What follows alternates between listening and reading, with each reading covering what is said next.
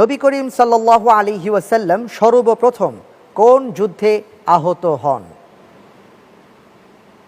ক বদর যুদ্ধে, খ উহুদ যুদ্ধে, গ খন্দক যুদ্ধে, ঘ তাবুক যুদ্ধে।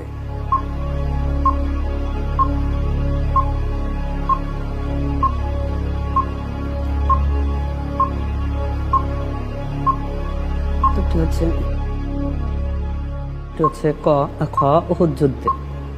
ক না খ? খ উহুদ যুদ্ধে। লক করে দেয়া হোক খ উহুদ যুদ্ধে।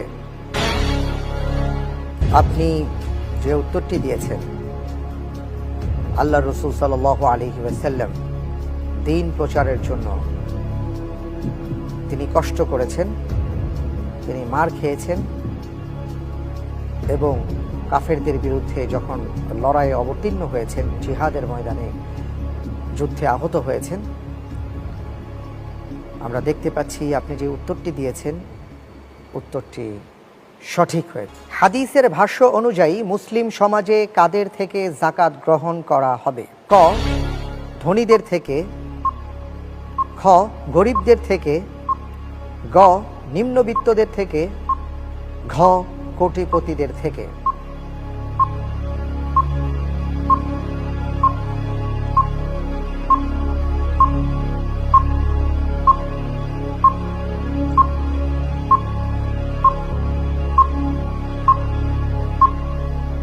হাদিসের ভাষ্য অনুযায়ী কাদের থেকে যাকাত গ্রহণ করা হবে? জি, বিসমিল্লাহ বলে বলছি ক ধনীদের থেকে। ধনীদের থেকে? জি ইনশাআল্লাহ। লক করে দেয়া হোক ক ধনীদের থেকে। কোটিপতিও তো ধনী। জি কোটিপতিও ধনী, কিন্তু আসলে জাকাতের নিসাবটা হচ্ছে যে আপনার যদি 7.5 তোলা সোনা অথবা 52.5 তোলা রূপা থাকে তাহলেই, এখন এটা কোটিপতি হলেও না হলেও আসলে জাকাতে একটা নিসাব পরিমাণ সম্পদ আছে। আপনি কোটিপতি হন বা যাই হন ততটুকু হলেই আপনাকে জাকাত দিতে হবে। দেখি আপনি যে উত্তরটি দিয়েছেন সেটা সঠিক কিনা। আপনার উত্তরটি সঠিক হয়েছে। কবরে চাদর দেয়া, কবর পাকা করা এবং কবরের উপরে গম্বুজ নির্মাণ করা কোন ধরনের আমল?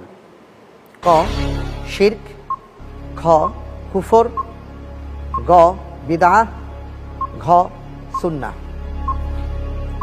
আমরা অনেক সময় দেখি কবরের মধ্যে চাদর দেওয়া হয়েছে বা কবরটাকে পাকা করা হয়েছে অথবা কবরের উপরে গম্বুজ তৈরি করা হয়েছে। এটা কোন ধরনের কাজ, কোন ধরনের আমল?